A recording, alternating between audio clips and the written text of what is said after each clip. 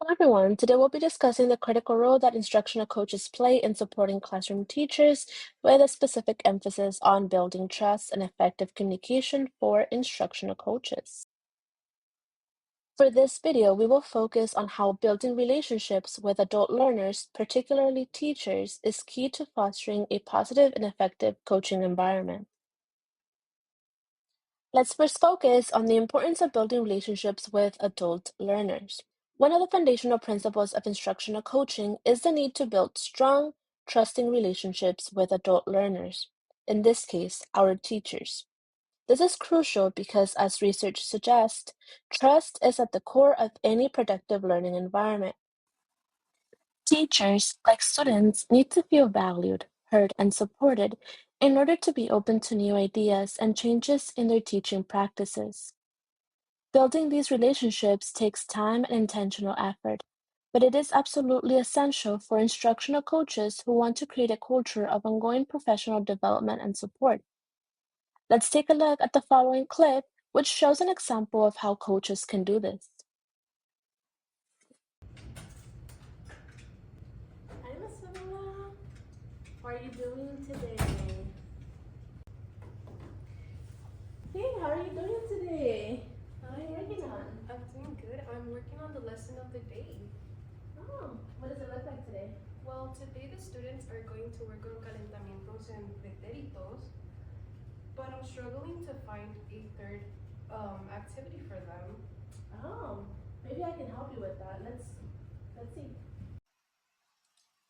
As you were able to see in the video, building relationships with teachers isn't just about being friendly or creating a pleasant working atmosphere. It's about creating a foundation of trust and collaboration. When teachers feel trusted and respected, they are more likely to accept feedback, take risks in their teaching, and ultimately improve their practices. Now, let's look at two approaches to build trusting relationships with teachers. One being active listening and empathy, and the other being transparency and consistency. The first approach an instructional coach can use to build trust is by actively listening to teachers. Active listening is more than just hearing what someone says. It involves giving full attention, asking open-ended questions, and responding thoughtfully. When teachers feel heard and understood, it creates a sense of respect and validation. The second approach involves being transparent and consistent in all interactions. Coaches must be clear about the role and the purpose of their work with teachers. Additionally, the coach should be consistent in their ability and feedback. Let's look at the following scenario. Have a seat. Thank you. Okay, let's see. Talk to me. What are some of your concerns? Some of my concerns are in the students' learning environment, along with the students not being as engaged, and also the lesson plan is not diverse. Okay. So what are some goals you might have? Remember, they have to be SMART goals, specific, measurable, achievable, relevant, and time-bound. Tell me what you want to achieve. Some of the SMART goals that I have for my students is I want them to engage in their learning. I want them to make, learning relevant. And I want them to expand their teaching strategies.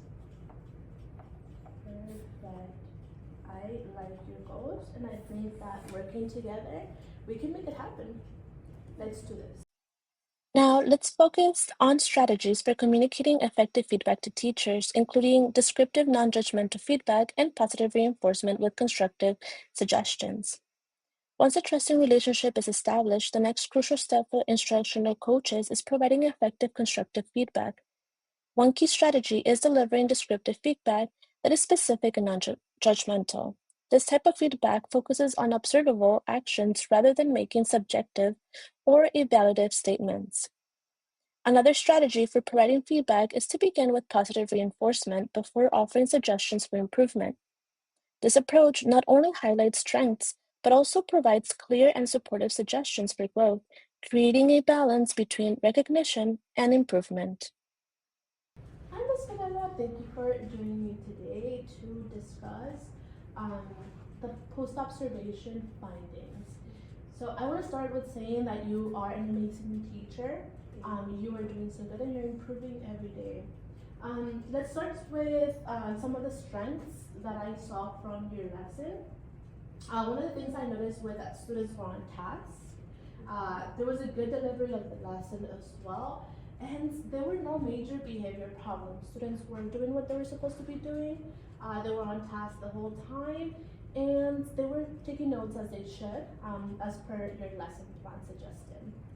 However, if you come a little bit closer, I do want to show you some areas of improvement that we might want to improve to make sure that students are really learning and taking that, knowledge not just for the lesson and for class, but also for outside in the real world, which essentially that's what we want to do, right? Equip them with skills that they will take on and use from now on.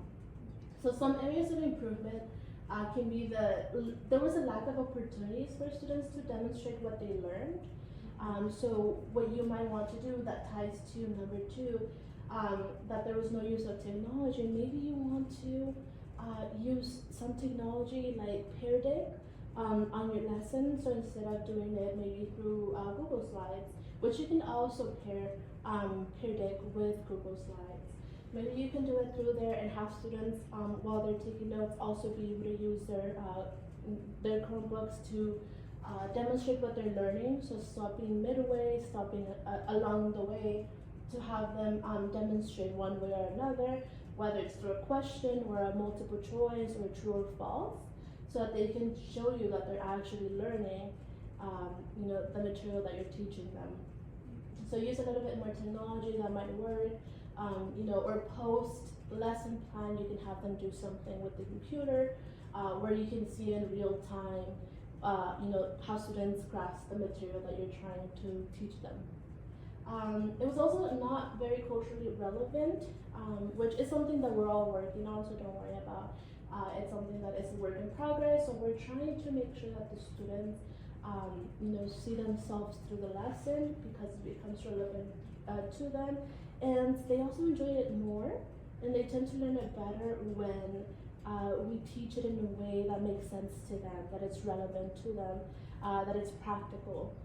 So that's maybe something that we want to work with, and like I said, I'm here to help you with any of this, give you any ideas, or you can talk to me about any ideas that you might have, and we can find a way to put it into your lesson plan. Like I said, it's already working really well, but adding this will make it even a lot better.